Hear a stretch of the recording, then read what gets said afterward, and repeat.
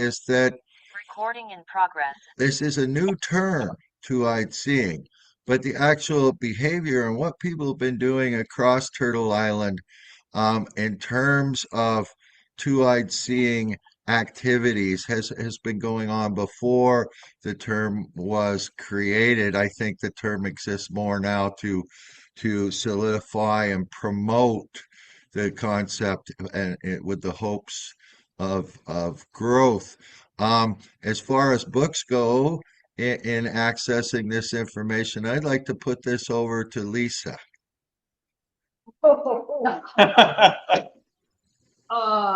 Josh, I mean, if you're looking at just, I'm trying to think, Rebecca Nagel, I don't have to Google some of the titles, has a new book out, Nagle.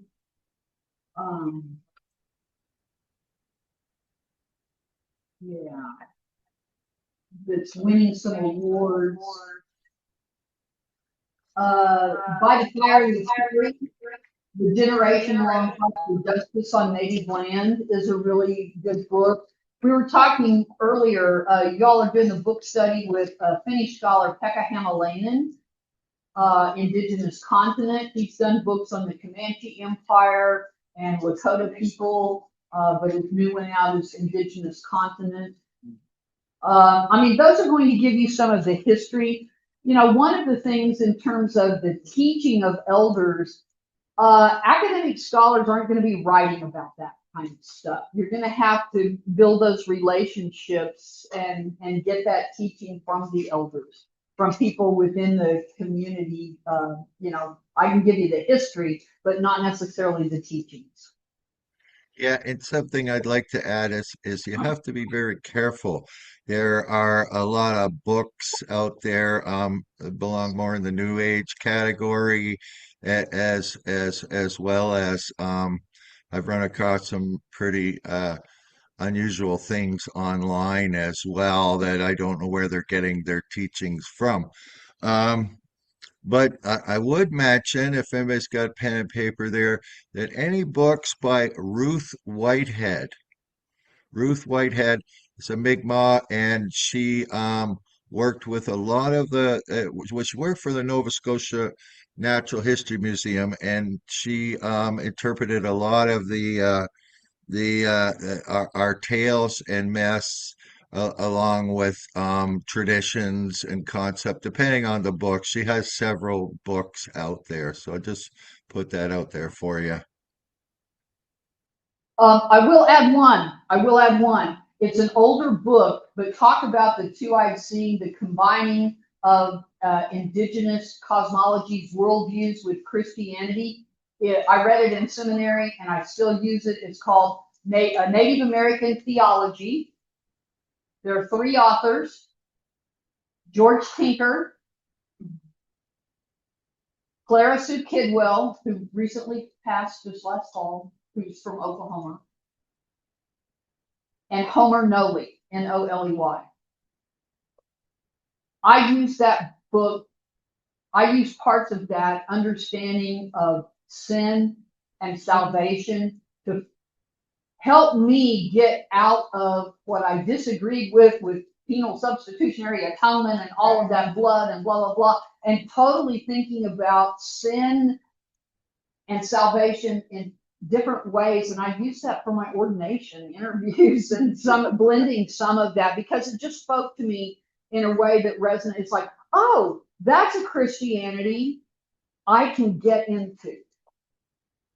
You know, a way of interpreting those theological concepts. I think it's a great book. It's a little thin paperback, but it's called A Native American Theology. Great. Okay. Anyone have any questions for our speakers from today? In thinking about for all 3 speakers, and thinking about the things you've heard from the other speakers, what are some avenues for continued sustained conversation, for integration of these ideas from a pastoral and tribal and academic approach? What do you see as the kind of the integrated road and path moving forward? Go ahead. I know that I'm really focused on Minneapolis where I live right now, rightfully. But I'm thinking about how we're caring for our neighborhood and the connections that have been made. Like this, we've lived in the same house for 13 years. There's been a school behind it. We don't have kids school age, so we didn't have any connection to the school per se. And it's kind of creepy for a strange adult to walk up to a school. Right, yeah. Well, now we're very connected to the school. We're connected to our neighbors. We're connected to the police in Minneapolis. There are these connections that are happening as we care for each other and protect each other. And it makes me wonder if within our own communities, with those connections being made, whether they're through church or through the educational institutions that are there. Of course, with technology, we can go wider than that. But I'm thinking of how when it comes to caring for each other and protecting each other, we're doing really an amazing job. It doesn't mean there isn't more to be done, but we really are doing an amazing job. And if we think of it, the importance of these conversations as being caring and protecting each other, right? We're in it together. It's not one over the other. We're in this together to learn from each other and hear from each other. And if we took it with that kind of importance that it's life or death, I think we would have more of those conversations and be able to sustain. But people are going to have to think of it as, if I don't have this conversation with someone that, you know, is of a different faith, but cares about our Indigenous siblings, or if I don't reach out and have or listen to my Indigenous siblings, then something bad could happen to all of us. If I don't view it that way, then I'm never going to do it, right? And so I think it's important that we, you know, what the American Indian movement did of caring for each other. I think that's the model. Now, I know I didn't answer how do we make that happen, but I think that's the beginning part. And that comes also from that time period off of the Black Panther platform and their movement and feeding kids in the neighborhood and protecting neighborhood. Absolutely. You know, it's that same kind of caring for the community. And one of the things that I think that also kind of comes in with teaching some of this, I was thinking social justice action networks and stuff like that. But in terms of education, folks, in too many states, history's been whitewashed already. I mean, it really has. We thought we were making progress for multicultural history, but we can't teach that in a lot of places anymore. And so I said that maybe that's where the church needs to step up. That's where maybe youth groups and stuff, instead of, you know, doing just Bible studies, maybe need to learn some real history. And it's up to churches to start teaching and having some of those conversations and studying the Black Panther platform and the AIM movements, right? And those social justice kind of resistance strategies, because they're not getting it in textbooks. And even if it's in a textbook, that's not being adopted by a lot of states. But that's a place where the church can really do some good. I agree with Lisa on that. That was coming to my mind, that the meeting at the churches and do Bible study type discussions. This can also be aligned. I'm sure you have this in the U.S. that we have in Canada. We have an Indigenous History Month. We have a Black History Month. So very easy to coordinate with the church calendar to have these discussions for those particular months. So good, bro. Oh, But what I was going to say was is to add to what you had said, not just for young people, for adults as well. Adults, There's a lot of history True. that we aren't aware of. We didn't get it all. That's true. Everybody forgot about it now, but anyhow, just to offer that type of education. We were talking about doing Standing Rock for adults. Yeah, that's right. Oh, yes. Yeah, that's a great point. Yeah, interfaith group that I was part of before I retired, in Minneapolis, downtown clergy, senior clergy, we meet together monthly. So it's really helped when, like, Mr. Floyd was murdered, that we were already at different faith communities, already connected and could respond in appropriate ways. And we did a civil rights tour together, and it wasn't, let's see, COVID was 2020, we couldn't go in 2022. We did a civil rights tour together, which was great. Me being originally from Mississippi, and most of the clergy weren't, they weren't from the South. And so it was a wonderful experience to share that together. And it was white clergy and Muslim clergy and Black clergy and, name it. And that experience, even for clergy, it was a learning experience. And even though I grew up in the midst of it, I learned a lot too, of course. And so those kind of experiences, not training, here I am on my soapbox. Those experiences are important, and doing them together. And sharing them with the congregation. And we shared it with the congregations together. We did panels after the trip, and where all of our congregations were invited, and we were all part of the panels. So our congregations got to hear our experience. Yeah, and the goal was for them to go on the trip, and as things happen, right, we didn't follow them. And that's awesome.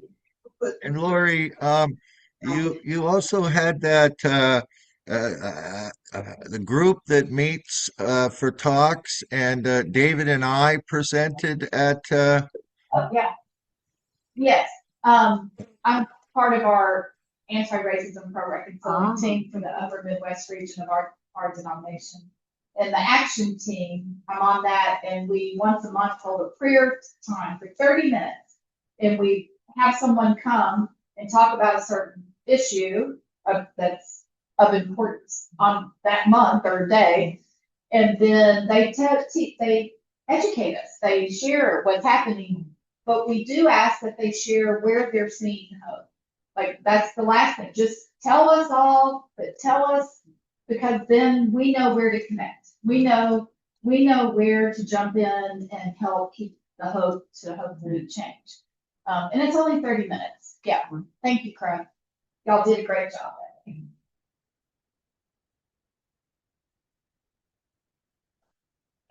I guess what I like to is kind of follow up on Joshua's. They integrated the path, but just got some process. So when we get further, maybe it'll be a comment for the question.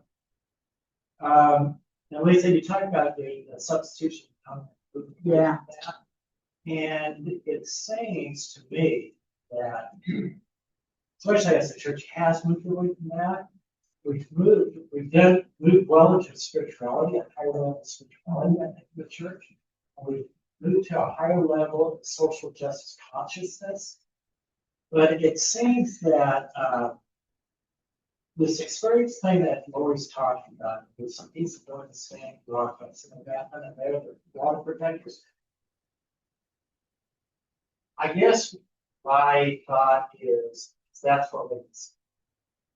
A high level of spirituality is great. High level of social consciousness is great, and we can't live with that. That is not enough. But it seems to me the experience, the engagement of natural nature, that is the one piece I have sucked out of theology on purpose. Right. So that power and prestige can be built up in the church. And if we don't re-enter, if that doesn't become, I think, overlying piece of our spirituality, our social justice, I don't think we can win. I think nature has to be the primary piece that keeps bringing us back to our natural relation. And so I know I'm making a comment there, but I am asking the question is, do you even think the church is in a place today that it is capable of reclaiming, to rewilding itself, if you want to use that term, to re-enter into the natural consciousness of the cosmos?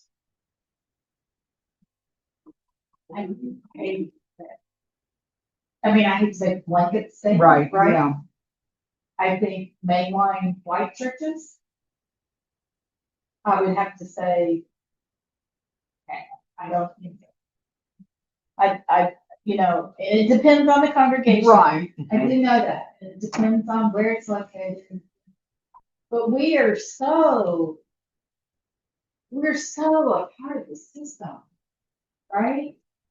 And I know the church is standing up. I mean, I serve the church that stands up. So I know we're standing up, but we're still benefiting from, and we're still a part of the system. I just don't know. And I see within the disciples, and I'm sure it's true for other denominations, you make the statement about social justice, but there are a lot of rural congregations that are still hanging on to penal substitutionary atonement theology and me and Jesus, right? And it's not about social justice, and it's not about, and that's where then that political label of wokeness and stuff gets those kind of rural congregations a little upset with the national church or some of the statements around justice issues. But surprisingly, in some of those rural congregations, maybe that return to nature is the way to get them thinking. In some of those farming, rural, agrarian kind of communities where you have to depend upon one another, you know, all my relations in town, That's true. that maybe that's the inroad for rural congregations. I don't know. It's a thought. Any thoughts, Crow? Well, I go to one of these rural churches. And fortunately, the congregation I'm at is very open. Right now, though, I'm having a little battle getting them to only buy fair trade coffee, but I'll get there. I'll get there. Um, One thing about the disciples is we are a group of independent churches. And what I have seen in our history, just here in Canada and Nova Scotia, is that every time there's been a major change at the upper level, churches just decide, well, we're not going to be disciples anymore. And this goes back to when we decided it was okay to have organs in our church. And now in Nova Scotia, we have a disciples church that's no longer disciples, but they're a Christian a cappella church. Because they have stuck with that. And of course, there's been more controversial things closer to today that have taken place, and we've lost churches due to that. So I think, as much as I believe it has to take place, I think it has to be also treated with kindness and respect and humility.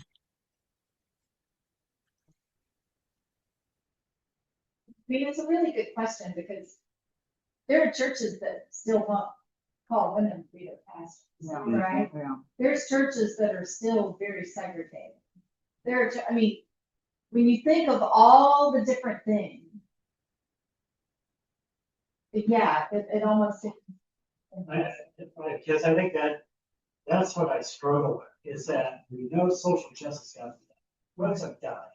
Right. We Yes, have they to engage, we have to do it. And yes, our parents were doing that, our parents were doing that, we've been doing that at the beginning of, pick your time, Right. certainly since Jesus. Right. Right? And it just, and that's the thing for me, it's the struggle of going, we keep doing the same thing. And of course, our society is better today than it was 5 years ago for many people, of course. For some, Right? for the white. But, well, DoorDash will deliver your meal for you. and then it's such a thing, it's the hard thing that I've seen that indigenous folks taught me is the one thing, it's nature. Right, right. And I don't know anything else. I mean, because there's gotta be something, we're missing something. And if it's not nature, we're probably listening. Prayer. Prayer. We Well- can't do it And I know there are things that God can work through us. And what we might think would be impossible, or that we're spinning our wheels and doing the same thing over and over again. But I'm a firm believer that prayer.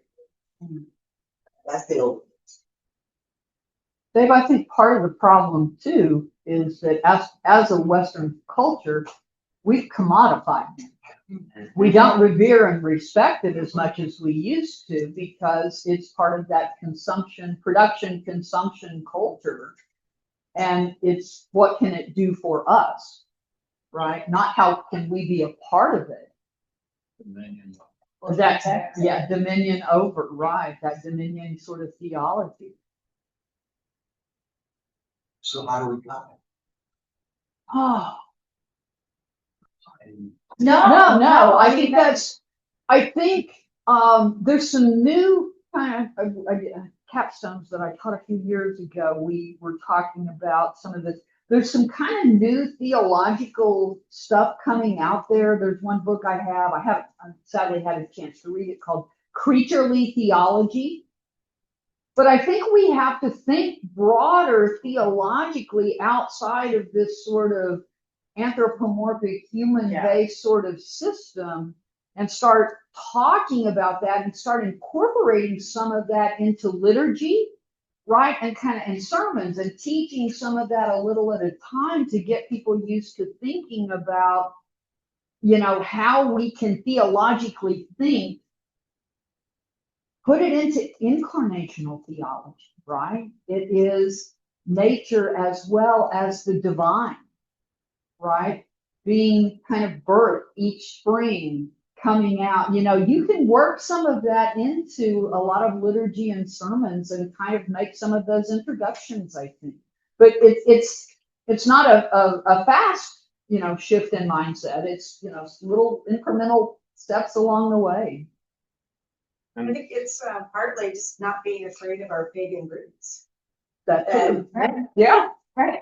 And so many young people, that's really what they're connected to that. That's true. And they're going to turn off our church because we're not acknowledging that.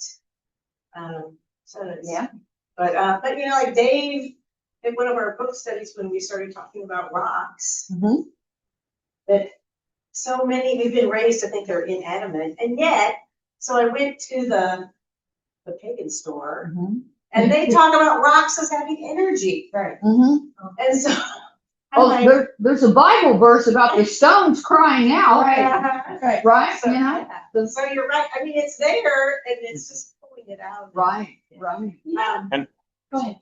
And there was a comment in the chat, and what we do have to give up if we start to revere nature also comes into play. We'd have to reorganize our lives, our work, our communities. That goes right to what I was about to say. When you were talking about the church and the younger people, and they're not, they don't like what church has to say at the moment or not say. But it's also that we don't want to change.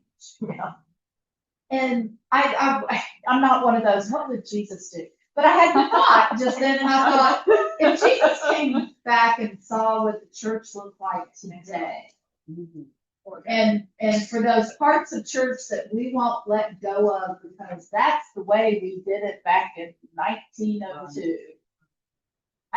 I mean, if you read the Gospels, things were changing, right? I mean, nothing stayed the same when Jesus touched it. Like nothing stays the same. There's always change. There's always the elusiveness of God that you're searching and you find in, like you're put in the crevice of a mountain and God comes by. I mean, there's all these different images and things, and it's like we've lost that. We've made it into this institution, Western institution here, right? That we've got our constitution and we've got our bylaws, and we'll have to have a big congregational meeting if we're going to try to change anything. This is the color of the pew. I mean, we've got all of that, and it's like we've forgotten. We've forgotten. If you're Christian, we've forgotten what Jesus really said, and the changes that came. and the different glimpses of God that are there in the Bible that are of nature. Anyway, sorry. And we've also forgotten, as my colleague Warren Carter, New Testament scholar, reminds us, that Jesus lived at a time of empire and was pushing up against That's right. the empire, which is why he was murdered by the state, Right. right? Because he pushed a little too hard. Right. And we forget throughout church history that the church has been cozying up to empire, right? Oh, wow. And we've got to kind of break free from some of that. And a lot of churches don't want to do that because then they're branded as unpatriotic people, at least in America, right? I think too, this is a good place where faith leaders can come into play. If the faith leader is up there speaking and he's speaking the words of Christ, then that's what the people are there to listen to. And if those words are specifically directed towards those parts uh, what Jesus had to say that was revolutionary, or what you find in the Bible regarding the preservation and the care and the love of nature. These things can be accepted by a more rural traditional people. If they're coming from the pulpit, then people are more ready to accept them once those branches start to bend in the breeze, things can happen. Okay. Along that same, isn't, I see this is Christian Church.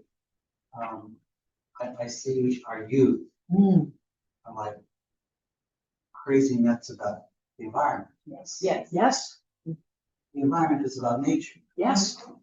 Isn't that our, That's your. isn't Oh, you that- got an opening. isn't You that have an entry opening. To that piece of Yes. who we are as followers of Christ? Mhm. Is that the environmental thing is about nature Yes. and how we pervert it and Yes. screw it up, but how we can become one with nature. Yeah.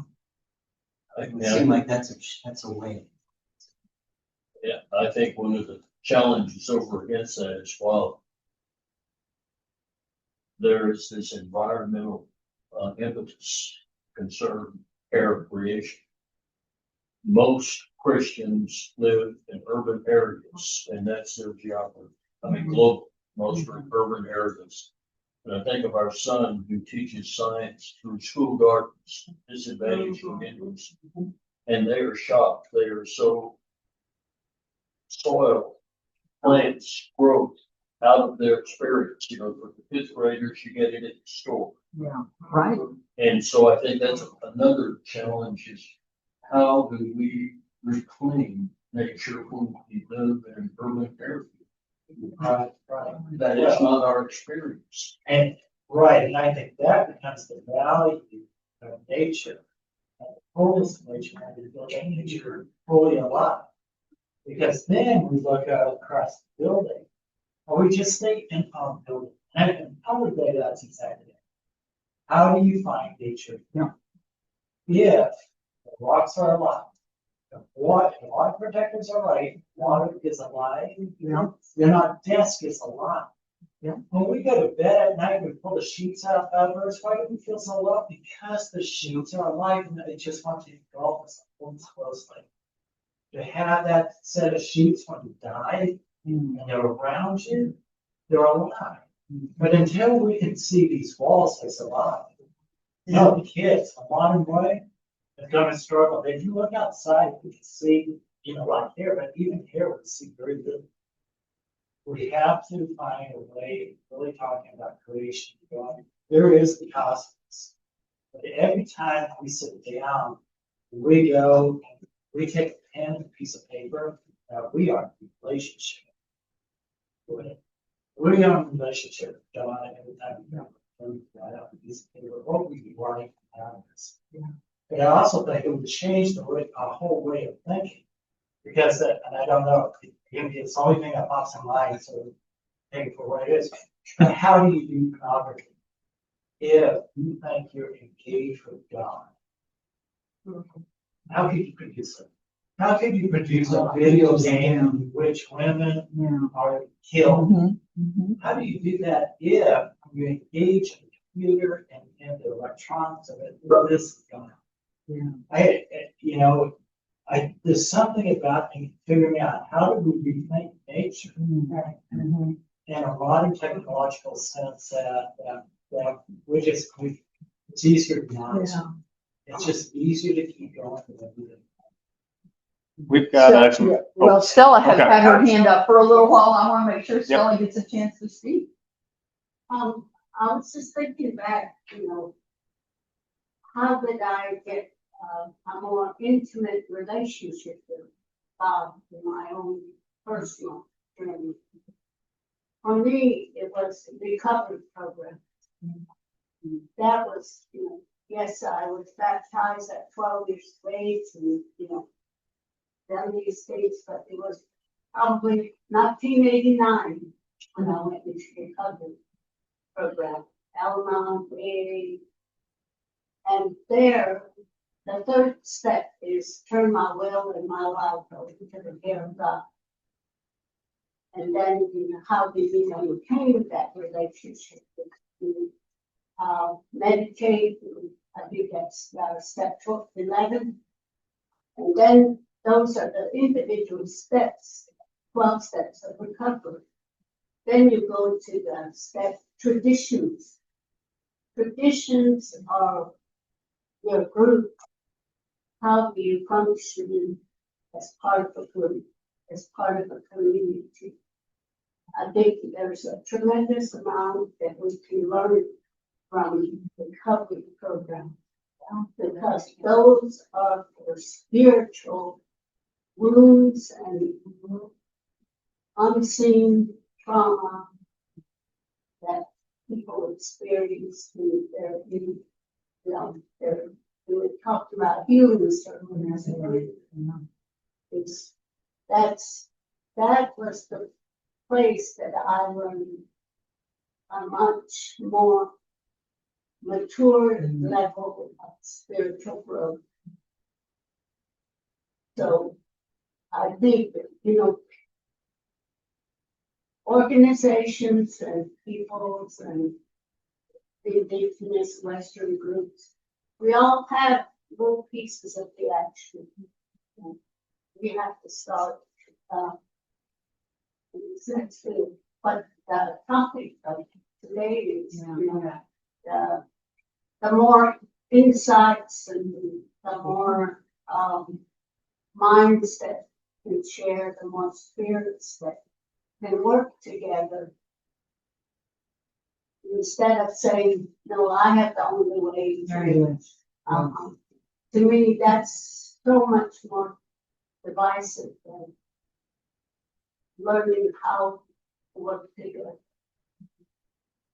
And then the other piece that recovery teaches me is, or I learned, was pain. If you share your pain, it's much more community building and supporting and encouraging of one another. Saying, how are you today? That superficial, feeling good. Thank you, Stella. We had a comment on mine I was going to read. Yes. Larry put that Christians, not all, tend to live and embrace the ideas of salvation of their personal eternal life. And what he has drawn from the teachings of Jesus is to be in right relations with Creator, creation, and each other. And then Brian added on to that he's fond of the quote, justice is foremost a relational term. It is all about our relationship with God, with one another, and with all of creation. Because maybe my church is a little more out there, but we started doing labyrinth walks on the equinox and solstice, and it is, I thought, maybe just a couple of 3 people come. We had 16.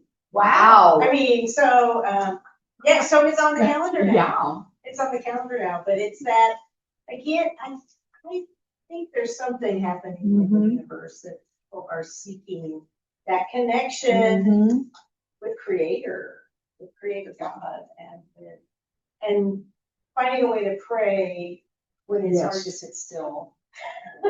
That walking that labyrinth provides a place to meditate and think about the cosmos and our connections. The labyrinth is outside. Yeah, the labyrinth is nice. And it actually didn't get much use. I mean, a few individual people. Right. But now it's one of those things that it's so trying to make it part of the life of the church. And to add on to that, I know the Lilly Endowment just released a request for proposals around Christian spiritual practices because they've seen a strong desire for historical, recovered Christian spiritual practicing. So if anyone's looking for $2.5 million and has a lot of good grant writing chops, Marble Labyrinth for you. There you go. Or if you wanted to, hire staff. Yep. Okay. I kind of wonder if people are just, in general, even Christians, are starved for spirituality. That's where the labyrinth comes in. That's where a lot of things come in, and even something as simple as saying grace over your meal. Just to stop for a moment to think about. I mean, you've got the meal in front of you, but just the meal is not there until you really grace that and say, hey, we're animals came and they are on that table in some form. And where did that food come from? Who picked that food? I mean, it's just like we tend to just be so eat that I think there's something to say for finding meaning and spirituality through food is to me amazing because I've had that because I do produce food, had to really sit and think about, that animal gave its life so that we could have that food. So I don't eat, we raise beef, but I don't eat the beef that I used to eat. I eat just a little bit of beef, but I cherish every single bite because guess what? It's important. And it kind of brings you back to the nature part of it. And how are those animals treated? I'm not going to eat a burger out of McDonald's because those animals weren't treated justly. Right. So I mean that's where I tend to go from. Well, I've been in animals and doing animal work for years and years, but that's where I go. It's right down. But at least you're taking it down. Like you're looking, like for crow, you're looking back. Yeah. And where did these animals, where did these plants come from? So anyway, that's me.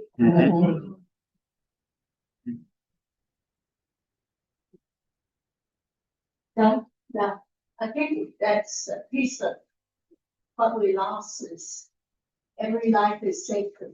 Life and hold on. People, cosmos. I think so. Yeah. Okay, I've got a final question for you all. We're getting to the end of our time for this section, I believe, unless I'm wrong, Dave. We've got 3:30, I think, is when we are going to be. So, what I have is I often think in my own life about how, in many ways, you can't stop a habit; you have to replace it with something else. And so, in terms of the doctrine of discovery, what can we replace it with? Thinking through what you all have talked about today. I have an answer to that. Okay. Yeah. The International Human Rights. Yes. Which Yeah. the United States has never That's never signed. Yeah. Not surprised, but yeah, that's a great start. That's a really good start. Because posed that question about 5 years ago. Ah. So I've had time to think about it. That's a good answer. Yeah.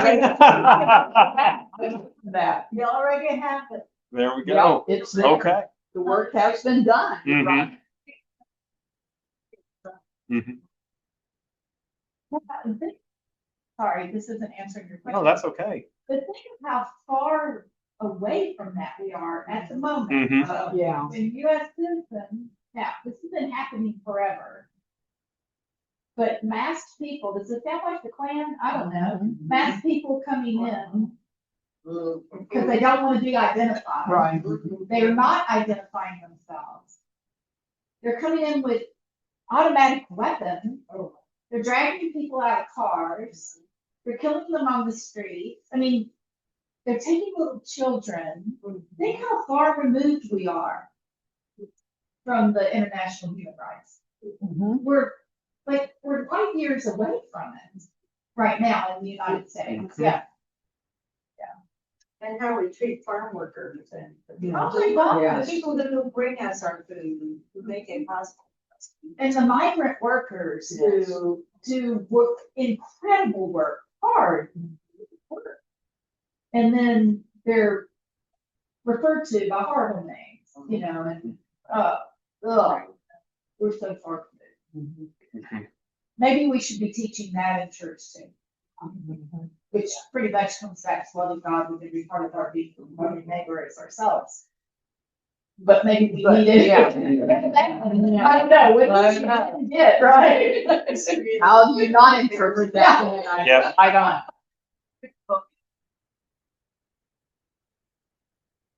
I come from hardcore evangelicalism and fundamentalism, and we call what we were doing love. Yeah. So I'm kind of leaning into using the word compassion. Mm-hmm. So maybe you Yes. could lean into compassion and be dominating at the same time. Yeah. That's very good. Very good. Yeah. Okay. Any final thoughts from any of our panelists today? Okay. If not, Thank you. Yeah. Yeah. I'd just like to add that a lot of what we talked about today was the churches and that how the churches survived all the years was being communities. They were for communities. They were communities. Churches are dying everywhere today, disappearing, and that community is lacking. And that's part of the cause. Somebody mentioned. Oh, now I can't remember. Oh, the labyrinths in the church. I think that's a good example, and many things like that could take place in churches that can bring in people from the outside. We also mentioned uh, youth and their interest in nature and ecology, and there's another way that of directing our youth groups so that they might not just disappear at a certain age. So I think we got to look at our congregations as places of community to build community, just to survive. okay. We've got two final. Okay. So compassion and giving people the grace because we don't know where they're starting from. And then Brian said he likes that, not a doctrine of discovery so much as a covenant of compassion. Ooh, I like that. That's very good. I like that. Yeah, I like that.